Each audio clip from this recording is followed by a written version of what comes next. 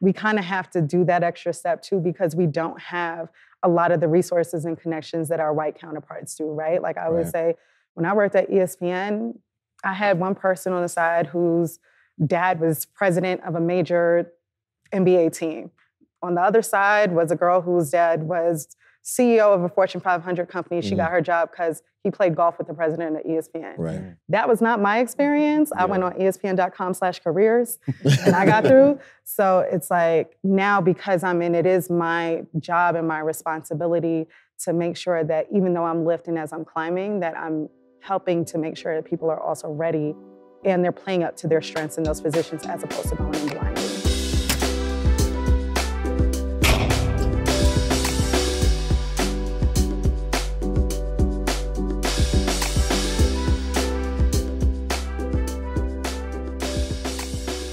League Biz, we're back.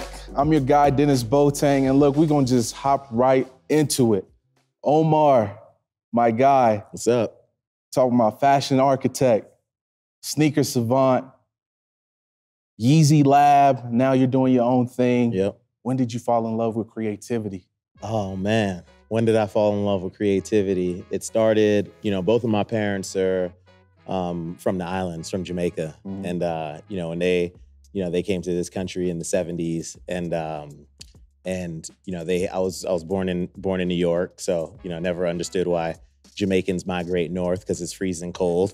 But we, nonetheless, I was born in New York to them, and at the age of around 7 years old is when I started picking up a pencil and drawing sneakers, and it was really due to if you remember in the early 90s, when Jordans first bursted onto the scene and there was all this excitement around it, but that excitement also translated or ended up resulting in a lot of violence because there was so much demand but not enough supply.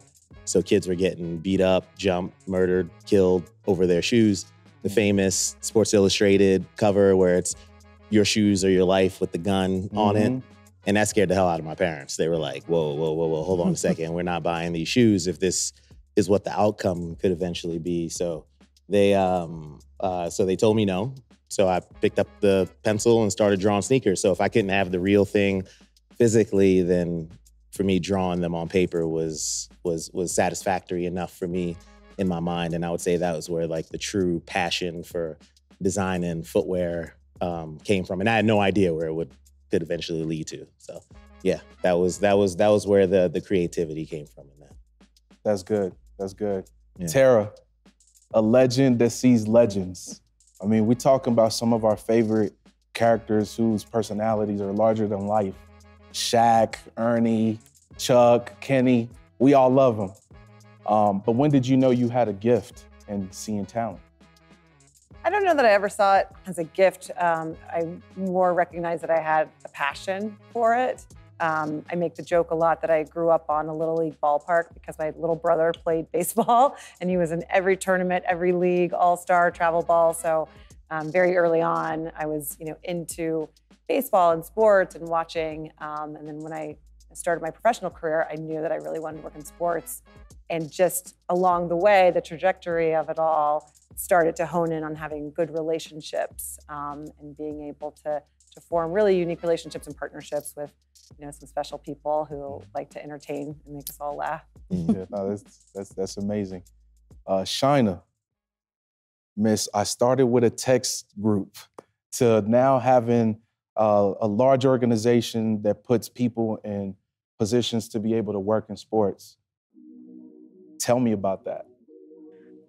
Yeah, I would say this happened by accident because it really was just a text group that I had between me and a couple of friends of mine who all lived in New York. We were all coming up in the sports industry together.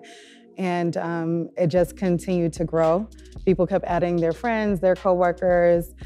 So then I realized that there was a need. And I also realized that the industry was taking note because they were starting to send jobs. And they'd be like, oh, that group chat that's happening, like, can y'all post this in there so we can get some diverse talent?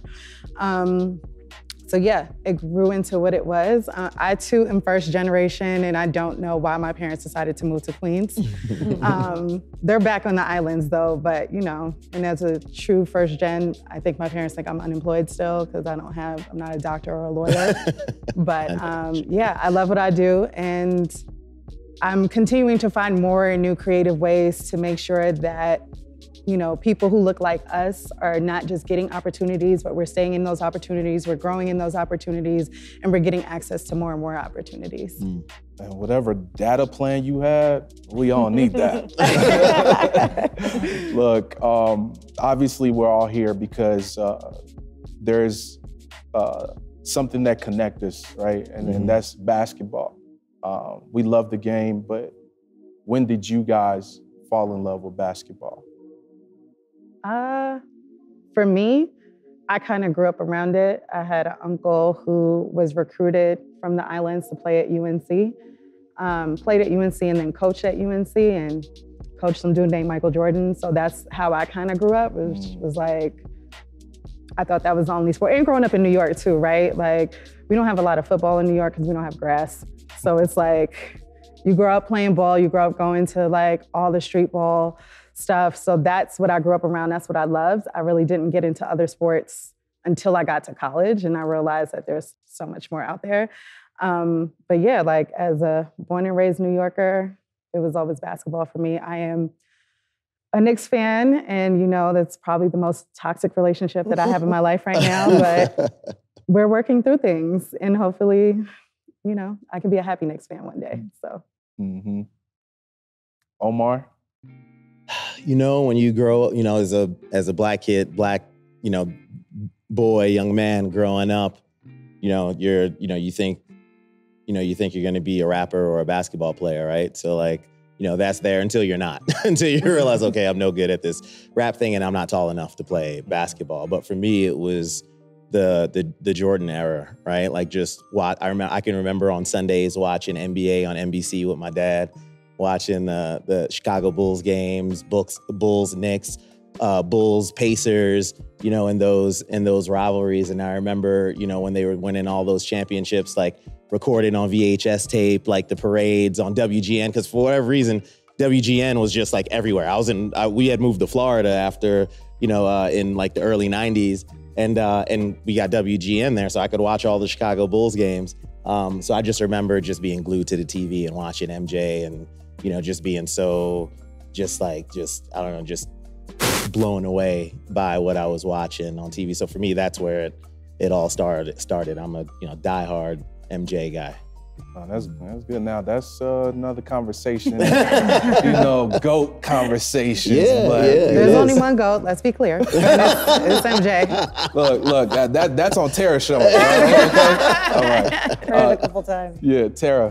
When did you fall in love with basketball? Yeah, growing up around it. My brother played. I was a cheerleader. You know, we also would watch games from Sacramento. That's also a very volatile relationship. Trying to be a Kings fan all these years, but watching Inside Stuff. Right, with like Ahmad and the way that they entertained us kids, but really brought us highlights and the news and the off-the-court stories that we all remember seeing, you know, the dream team traveling abroad and just these stories that we would watch every Saturday. So that's definitely where it started. No, that's good. I think, you know, everybody has that moment where, whether it's a commercial highlight or there's a player, whether it's your local gym, or whatever it may be, like that moment just captures you.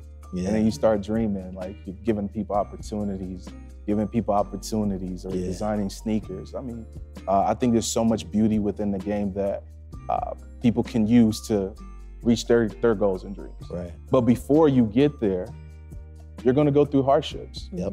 You know, there are challenges. Hey guys, what's going on? Denis Picks here from LeagueBiz, where we talk about the business of basketball, and I've teamed up with DraftKings. So shout out to DraftKings. Look, let's get into it. You know, we know basketball season is in full effect. A lot's been happening. A lot's going on as we're getting closer to the nitty-gritty of the season. But guess what? It's still getting busy in there, okay? So I've teamed up with DraftKings, and right now, all new customers who place just a $5 bet will get $150 in bonus bets instantly. Let me know which team you're riding with. Make sure that you download the DraftKings app and be sure to use my code, which is code BIZ, right? B-I-Z. Make sure you guys use that code. If you're already signed up with DraftKings, like me, you can get a no sweat bet, get a bonus bet back if your same game parlay or your same game parlay extra bet does not hit, all right? If you're a fan of multiple teams as well, because there is a lot of teams doing great, then you can combine multiple bets together for a shot at an even bigger pot. Super dope. Now, if sports betting is not available in your state just yet, not to worry. You can still join in on all the fun with DraftKings Daily Fantasy Sports. Download the DraftKings Sportsbook app right now. New customers who use the promo code BIZ and bet $5 then can get $150 in bonus bets instantly, like right now. That's promo code BIZ only at DraftKings Sportsbook.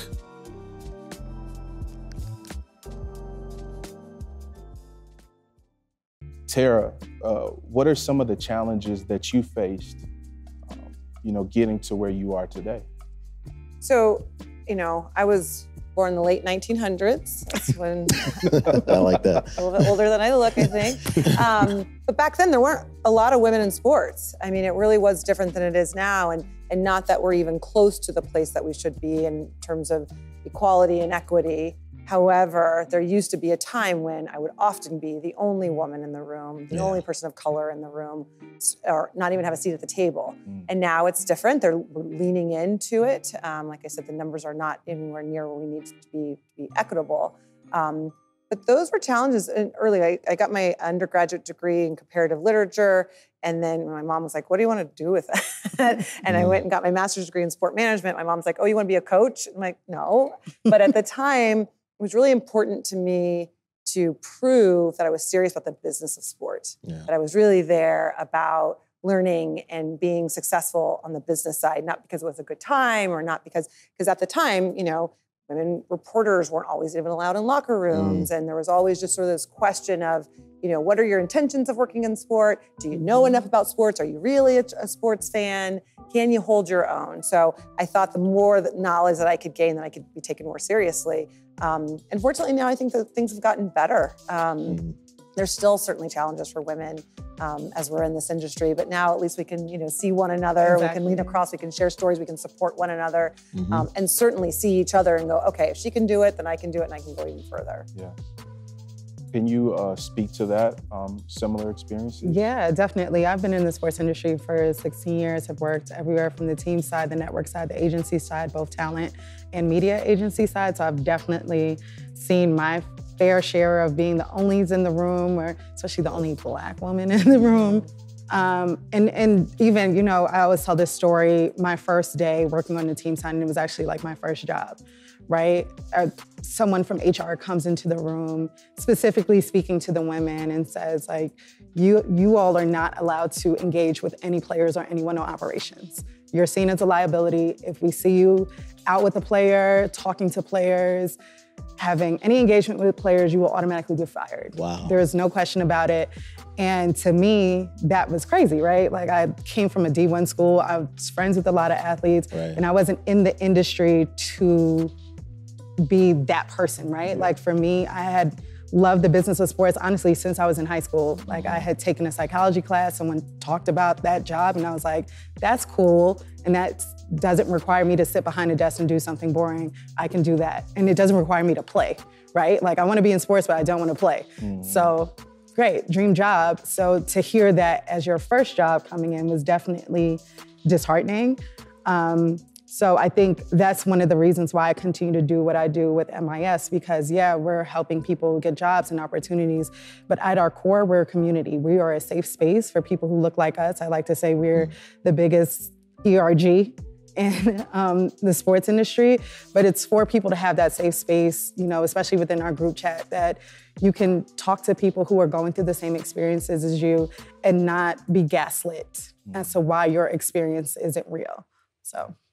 I want to touch a little bit more on what you said, though, like the executives saying whatever they said. Like, Can we dig a little deeper in that? Because I think that's very important, especially being a woman, being passionate about sports, and being told that, like, I'm sure that it still happens, right? Yeah, I mean, I think because of Me Too, now they're probably not saying it like that anymore, but I'm pretty sure you'll have, especially on the team sides, I feel like things are a little bit more behind in times too. So, you know, I'm pretty sure people are implying to certain people in the office, like, make sure. But also as women too, we know, you know, you have to dress a certain way when you're in the office. You have to make sure that you're not smiling too much. Or it's a whole set of rules that we know that we have to abide by so people don't assume that we're there for a specific reason and not just to work. Or question your intention. Right. Or because you look nice, or because you've dressed up, or because you have something on, that, oh, your intentions must not be business or professionally related. Exactly. That's crazy. Wow, that's, I mean, obviously things need to change, but that's why we have you two here to speak to things that are going on, sharing your experiences. Omar, I want to ask you something regarding to Hardships. I mean, we all put sneakers on, right? But I think the hardship that people face is not knowing how hard it is to put yourself on. Yeah. How was that for you? Putting myself on. Well, let me start. I mean, you know, just hearing these stories about sort of the, you know, some of the struggles and hardships that you have all faced, and I'm sure that's just the tip of the iceberg. There's probably a whole lot more below that surface as well. And, you know, for me, my first struggle was lack of information, right? You know, just kind of quickly to pick up where I last sort of left off with, you know, growing up, two Jamaican parents, 1995, no internet. I still remember our Packard Bell computer. You had to dial in, go make a sandwich, get a glass of water, come back, still wait 5 minutes. To get online, there's no Google, no Yahoo. How do you become a sneaker designer? I don't know. My parent, what are we gonna do with this kid that's drawing sneakers all the time? I was fortunate enough to go to this art school in West Palm Beach called the Dreyfus School of the Arts. Shout out to Dreyfus. You know, there is where I had an opportunity to get exposed to a college and university that had industrial design. And industrial design was what I learned was the gateway to get into product design. Takes you into automotive, soft goods, footwear, clothing, lots of different disciplines and avenues. And when the school came in for a recruiting visit, they showed their portfolio, and in that portfolio was a pair of sneakers, and immediately caught my attention. But I was a horrible student in school. Killed it in the art classes, but everything else was terrible. So my teachers told me if I really wanted to go to this school, I needed to really get my act together. So I went back. I went to night school after my junior year. Summer school after my junior year. Did night school my senior year. Didn't have those free like class hours where you get to go home early. None of that. It was just like, for the next year and a half, it became about how do I get into this school so that I can follow these breadcrumbs that are in front of me and see where it goes. And you know, for me, that was the biggest struggle. But once I got there and I met other like-minded individuals who just had like a passion for something, whether it was shoes or cars or whatever, I knew I was in the right place. So for me, that lack of information in the beginning, and no fault to my parents, they were doing what they can for us to survive and whatnot. But you know, I like to tell people I was in the right place at the right time more than once, to at least have that opportunity to get to the starting line to see what was sort of next for me going from there. Yeah, I relate to that too. Immigrant parents, you know, not having the information, you have a dream, and it's just like, look, I don't know nobody who's doing it, so go do what everybody else is doing. Right. But luckily, I think it's even just a platform like this, I think more people will benefit from hearing stories like yours, and also having somewhat of a GPS to get to where they want to get to. Yeah. Hey guys, what's going on? I'm your guy, Denis from LEAGUEBIZ, where we talk about the business of basketball. And today I'm here to talk about my picks in partnership with DraftKings. So shout out to DraftKings for being our sponsor. Look, there's a lot of things going on in the league. If you don't know, now you know. Because today, like I said, I'm here to talk about my picks, all right? So the season has been a fun one already, okay? There's been a lot of unexpected wins and losses, guys coming out of the wazoo and doing their thing. People who were not all-stars really stepping up, even in talks of being possibly best point guards in the league right now. I mean, when I talk about 'tis the season, this has definitely been the season where basketball is forming into a whole different monster. And when we talk about the components of these monsters, there's different teams, there's different players, but there's a tier to it all, right? So you have your superstars, you have your rising stars, you have your rookies, you got people who have been expected to really perform, who haven't, so on and so forth. So as I go on, I want to talk about some of my picks, right? So when we look at January 5th, it's packed with a lot of games, and I want to talk about that, all right? So I'm going to go ahead and go through these games and talk about who I think is going to win. I may give you a little bit of my why as well, but at the end of the day, here's the thing about basketball. Here's the thing about being competitive. Here's the thing about sports. It's unpredictable. You just never know who's gonna step up and ball out. That's just the reality of it. Of course, you got your guys that you just know, okay, they're gonna put up 30, they're gonna average 25, they're gonna lead, they're gonna foul and get ejected. But here's the thing, at the end of the day, you just never know. It's all about who wants it more than the other team, who, in my opinion, always ends up being a better team, regardless of what you think. All right, so let's go ahead and get into it. January 5th, right? So we got Atlanta versus Indiana. I'm telling you right now, off tops, my pick for that game is Indiana, off tops. Or as my folks from Indiana, out the gate. That's what they would say, out the gate. Out of the gate, I'm telling you, Indiana is going to be going crazy. Y'all already know how they get down. Scoreboard, it's gonna be crazy. It could, like, look, there's not a game where they're like averaging like 120 points, yo. Come on, what are we talking about here? Once again, young core team, you know what I'm saying? Offense, amazing. They know what they're doing on offense. There's certain things that they do need to, you know, polish up a little bit on defense, but man, they know how to compete. They're hungry, they're young, they got that chemistry, you know what I'm saying? Like, they're an amazing team, in my opinion. I don't think Atlanta really has a chance there, and that is my opinion. I think it's gonna be, I'm not gonna say it's gonna be a blowout, but I think that it's gonna be one of those games where Indiana once again shows like, hey, we know what we're doing here. You know what I'm saying? Especially in the Eastern Conference, like, we know what's good. We know how to handle ourselves. Yeah, we might be young, but we ready. You know what I mean? So that is a team to really look out for in the Eastern Conference, Indiana, for sure. Next up, we got Utah and Boston. What are we talking about here? What are we talking about here? Okay, my pick for that is definitely Boston. Come on, man. Come on, man. Brown, Tatum. Come on. Do I need to say? Come on. Yo, come on, man. What are we talking about? Just those two by themselves are ballers. They can take on that squad.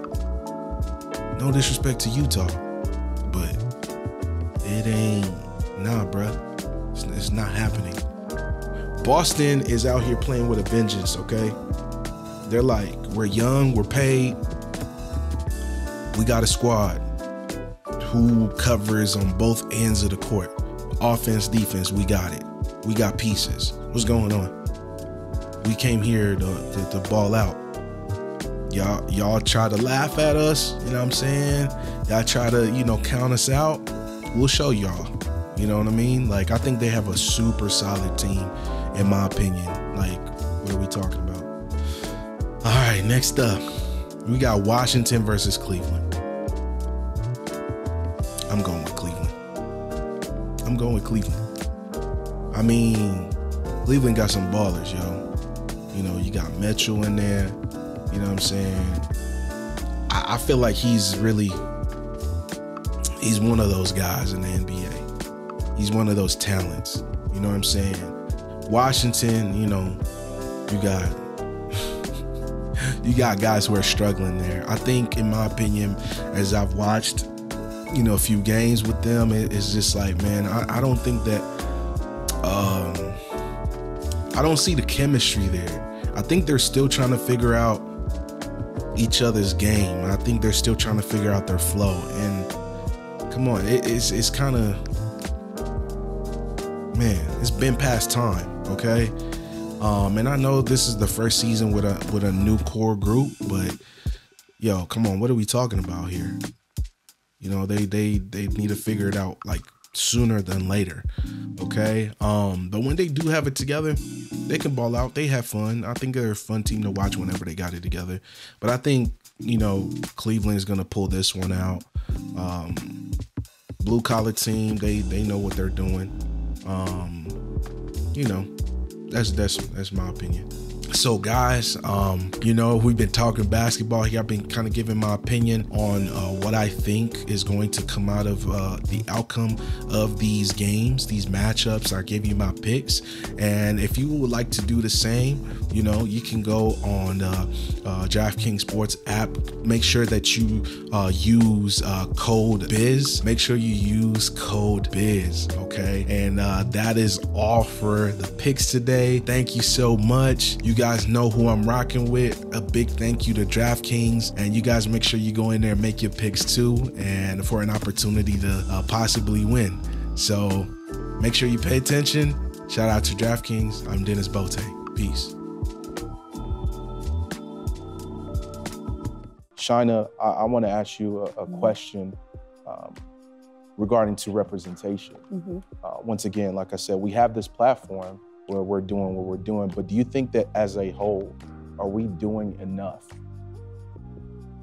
I would definitely say it's a lot different from when I started in the industry. When I came in around like 15, 16 years ago, I felt like because there were so many people who were the only, they held on to that, right? So no fault to them, but it's kind of like, I gotta look out for self because I can't lose the spot that I'm in.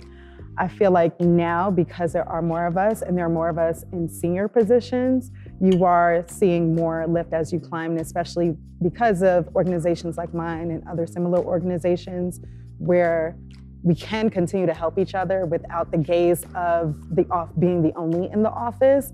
It's easier to kind of put somebody on. And I feel like a lot of us now feel like we have that responsibility that just because I am in this position doesn't mean I can't bring somebody else on, so. Now that's good, because I mean, within that struggle, you know, people get on and you want to bring people on, but then you're like, well, I gotta make sure I'm good. Right. Yep. Yeah. You know what I mean? Yeah. You know, it's almost like, you know, sometimes we even hear it in music, like, you know, you may make it, but you can't bring everybody from a spot with you. You know, you gotta kind of pick and choose in a sense of who's ready, because you can only help people who are helping themselves. That's right. You know. Yeah. But also to the point of making sure of who's ready, right? Like, everybody doesn't have the access. So it is our job to also kind of put each other on. So even you'll see it in our group chat where people may apply to a job, but then someone who's in that role or at that company will say, like, this is what they're looking for. So you make sure that you take this from your experience and you know what this is, to like play up to this. Right. So it's like, we kind of have to do that extra step too, because we don't have a lot of the resources and connections that our white counterparts do, right? Like I would say, when I worked at ESPN, I had one person on the side whose dad was president of a major NBA team. On the other side was a girl whose dad was CEO of a Fortune 500 company. She got her job because he played golf with the president of ESPN. Right. That was not my experience. I went on ESPN.com/careers and I got through. So it's like, now because I'm in, it is my job and my responsibility to make sure that even though I'm lifting as I'm climbing, that I'm helping to make sure that people are also ready and they're playing up to their strengths in those positions as opposed to going in blindly. Absolutely. A lot of that comes with pipeline building, right? We hear, in leadership circles like, oh, we're looking for diverse candidates, but we can't find anybody with that level of experience. Well, because we're not building a pipeline really early on, right? So everybody who's here have to create opportunities. And I tell a lot of young people, you don't always have to be paid. I know you want to get paid, but if you're still in school or if you have a job, go and put yourself in the circles that you want to be in. And on your resume, you never have to say how much you're paid. Call it consultant work, call it freelance. So go volunteer for a week or a weekend or a summer and hustle to get some experience so that you can say, I do have some experience in this, and we can build a pipeline of people of color and women doing things in certain industries where you don't normally do that. Other communities do that really well for each other. Absolutely. Yeah. Our community, we're really falling behind in doing it. And so it makes such a significant difference when somebody says, hey, I got this one spot and that led to the next spot and that led to the next spot. Yep. And it's also working with these companies to look beyond what they're looking for in candidates traditionally, right? Like we know, especially a lot of companies in sports, think about the legal department. They're only looking for people who went to Ivy League schools, who worked for specific firms before they can come into this company. And it's our job, if we're in those spaces and we're in a position of power, to be like, okay, well, this person went to Rutgers, is not Harvard, but they have this experience. They can be in the same room and they can sit at the same level as the guy who went to Harvard, right? Because a lot of us don't have the opportunities to be in those same spaces. So it's kind of twofold, definitely, where we have to kind of speak up to when we're talking to our HR counterparts or even hiring managers to be like, all right, so I know you're looking for this specifically, but this person, based off of the different things that they've done, can do really well in this role. So like vouching for our people. That's good. And I wanted to ask you, Tara, with the talent, I know that you come from a PR background, correct? Did you ever think that you were gonna be here? Because I think I was doing my research, of course, and I think when you were approached about, position, you were like, no, this is not what I'm, this ain't me. I was like, I'm good. Yeah. Like, how did you feel within that moment? And then when you stepped in the position, did you feel like, okay, maybe this is what I needed? Yeah, so I'd done PR, I loved it, and I thought that's what I'll do my entire career. I really enjoyed it, and the gentleman, Jeff Ogan, who was running the talent department at the time at TNT, came to me and said, you have really great relationships and a great touch with the talent, you should work in talent. And I was like, do you see me? I'm gonna do PR the rest of my life, excuse you. And he said, no, I really want you to think about it. And I'm blessed enough to have a really great network of family and friends, so I was bouncing things off of them and other colleagues, and everyone said, you should do it, you should do it. I see you in that role and this and that, and you should try it and step out. And I still didn't feel that great about it. But I said, you know what, I'm gonna step out on faith, I'm gonna try it. I'll probably come back to PR in a year or two because I'm gonna miss it so much. Man, it's been 15 years, I haven't looked back once. That's awesome. It was such a blessing to be sort of nudged out of my comfort zone, try something new, similar situation, right? It's like translatable skills, but also sharpening new skills. So it's been tremendous. It's been bigger than I could have ever dreamed. I've told people before that there was when I went to undergrad San Diego State, when I graduated San Diego Chargers, my favorite team, I applied, I didn't get the job. And I thought, well, if I can't have my dream job, then I'm not gonna work in sports. And then I thought about it and I was like, no, I really am passionate about sports. Went and got my master's degree. And then a year after graduating from grad school, I got the job at Turner.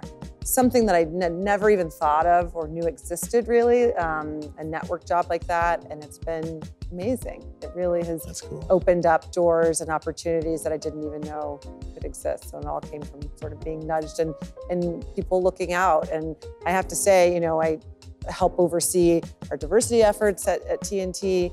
There was a great groundswell of white men who helped me lean in and pulled me into the table. They were allies in helping me get here. And now that I'm here and have a seat at the table, I'm broadening that and being a Black woman who's trying to do that as well for others. So it's, you really have to see who's in your corner and trust them when they, say, hey, I'm gonna challenge you to do something differently, because it really could lead to amazing things.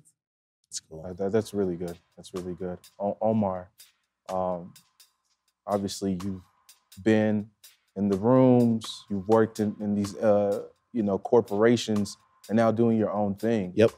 How important is representation and diversity for you being in a space of footwear? Oh yeah, I mean, as you all were talking about, just sort of being that only person in the room, that's kind of always kind of been the case for me too, as well.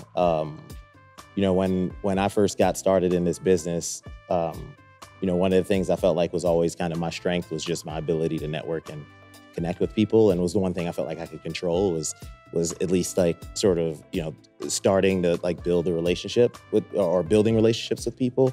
The first two people that I worked with right out the gate who I owe a lot of credit to kind of helping me get this all started is Gary Sheffield and Allie Houston. They both wanted to start their own brands, build their own shoes.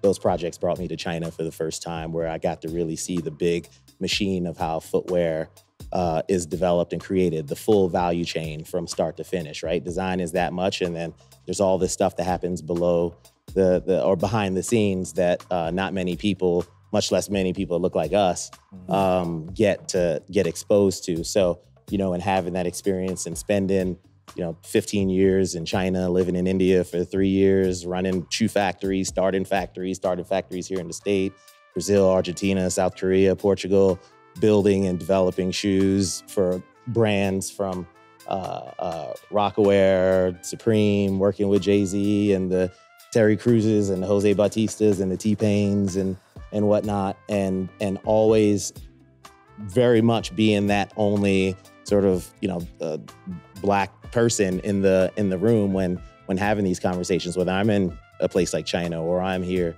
in the States. Sometimes I tell people I've actually had some in China than I did right here on U.S. soil, depending on what was going on here at the time. But representation is extremely important, and one of the things that I hope to do is show that you know, that there's a thing. You know, I mentioned growing up wanting to be a basketball player or a rapper, right? I always felt like sneaker design is that next thing, like right there too, you know, as well, and wanting to shine more of a spotlight on that. And like, hey, like if you're creative, it's cool. If you're an artist, it's cool. Like you can take that and spin it and do this really cool thing. And for me to be able to work with, you know, athletes and entertainers and people like this, and not be an athlete or entertainer, but still have that like mutual respect for one another and offering something to one another has been incredible. So, but yeah, the representation is super important, and a message that I pass, and I try to share as much as I can and pass as much knowledge as I can down from those experiences and working with those people, and or working in these factories and all these different experiences, you know, which led me to my time with Yeezy and working with Kanye, and you know, and yeah, I'm a big sharer, man. I just like to pass whatever I can do to help. Absolutely. Now that's good. That's what makes community. Yeah. But I do have a question that I want to ask you. So you might have to really think about where you were in that moment. If you had to go back and give advice to your younger self, let's say 18, what would that be? Put yourself first. Don't think that you have to consider everyone and everything when you're making decisions for your own career, because nobody else is doing that. And I feel like that's something that a lot of us do, because we have the notion that, you know, we should be happy to be here. So if you want to go for that promotion, go for that promotion. Don't sit and think about the 5 million reasons why you shouldn't go for that promotion. Or it's like, my boss just came back from maternity leave, I should give her 3 months. I'd say be patient. You know, I got the job at T&T, which I consider my dream job, when I was 28. And at that time I thought, I've been waiting forever. This is taking a lifetime. It was perfect timing. 18 years later, it went by so fast. So be patient, it'll come to you. Be intentional. You know, go after and advocate for what you want for yourself and have goals and hustle. But be patient, it'll come. That's good. Yeah, I would say being patience is one, but I would ultimately say too, like having confidence in yourself is really important. The way that you communicate and talk to people, you know, your posture, the way you look in people's eyes and talk to them and make them, you know, take you serious. you know, and just to dig back on the patience part, you know, I've been in this business for 20 years and waited so long for an opportunity like what I have right now with starting this new company, Factory Lab, after coming off of Yeezy. And I was actually just speaking to some kids a few days ago at a different event, and you know, we were very fortunate to start this company and have one of the largest capital raises of a Black founder in 2022 at $6 million, and to build this lab in downtown LA.